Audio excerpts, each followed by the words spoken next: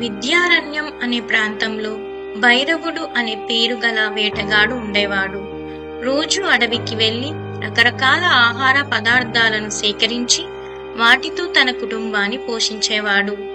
అడవిలో దొరికే ఆకులు, దుంపలు, కాయలు, పండ్లు, తేనె, వెదురు, బియ్యం లాంటి వాటన్నిటికంటే భైరవుడికి కుందేలు, జింక, అడవి పంది వంటి జంతువుల మాంసం అంటే భలే ఇష్టం. ఒకరోజు ఒక బలసిన జింకను వేటాడి చంపిన భైరవుడు ఇంటిల్లిపాది ఆనందంగా విందు చేసుకోవచ్చనే సంతోషంలో దాన్ని భుజం పైన వేసుకొని తన ఇంటి దారి పట్టాడు. అయితే ఆ అడవి మార్గంలో అతనికి అనుకోకుండా బాగా మదించి కూరలు ఉన్న అడవి పంది ఒకటి కనిపించింది. భైరవుడు తన భుజం మీది జింక శవాన్ని నేలపైకి దించి తన విల్లమ్ములు తీసుకొని పదునైన బాణంతో ఆ అడవి పంది రొమ్మును గాయపరిచాడు. అసలే కోపం, మొండితనం ఎక్కువగా ఉండే అడవి పంది గాయాన్ని లెక్క చేయకుండా వేగంగా పరుగెత్తుకొచ్చి భైరవుడి పొట్టను కూరలతో చీల్చి చెండాడి చంపివేసింది. తర్వాత గాయం బాధ ఎక్కువై అది కూడా చచ్చిపోయింది. భైరవుడు అడవి పందిల తొక్కిసలాటలో అటుగా వచ్చిన పాము కూడా చనిపోయింది.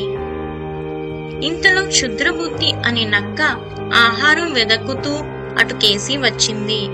చచ్చిపడి ఉన్న వేటగాడు, జింక, పంది, పాము దానికి కన్నుల విందుగా కనిపించాయి. నక్కలు స్వయంగా వేటాడలేవు కాబట్టి పులి, సింహం లాంటి జంతువులు చంపి తిని వదిలిన అవశేషాలను, జీవుల శవాలను తిని తృప్తి పడతాయి.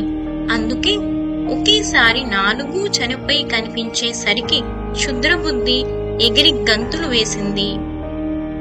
దగ్గరికెళ్లిన నక్క ఇలా ఆలోచించింది, ఈ మనిషి శవం 1 మాసం పాటు తినొచ్చు. జింక, పంది శవాలను 2 నెలల పాటు భోంచేయవచ్చు. ఈ పాము తలను తీసేసి 1 రోజంతా కడుపు నింపుకోవచ్చు. అంటే 3 నెలల 1 రోజు పాటు ఆహారం గురించి వెదికే పనే లేదన్నమాట. మరి ఈ పూట మాటేమిటి? ఈ వేటగాని ధనస్సుకు కట్టి ఉన్న కమ్మని వాసన వేస్తున్న నరాలతో చేసిన అల్లెట్రాటిని తింటే సరిపోతుంది అనుకుంది.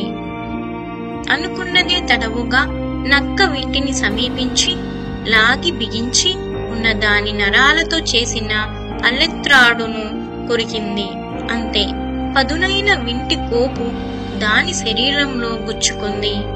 బాధతో విలవిలలాడుతూ తన దురాశకు చింతిస్తూ నక్క ప్రాణాలు విడిచింది. ఇప్పుడక్కడ నక్కతో కలిపి 5 శవాలు పడి ఉన్నాయి. భైరవుడు ఒక జింక చాలదని అడవి పందిని వేటాడబోయి చనిపోయాడు.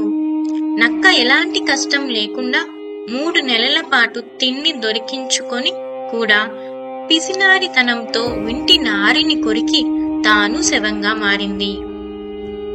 దురాశ దుఃఖానికి చేటు. మానవుడు ఆశాజీవే కాని అత్యాశ పనికిరాదు.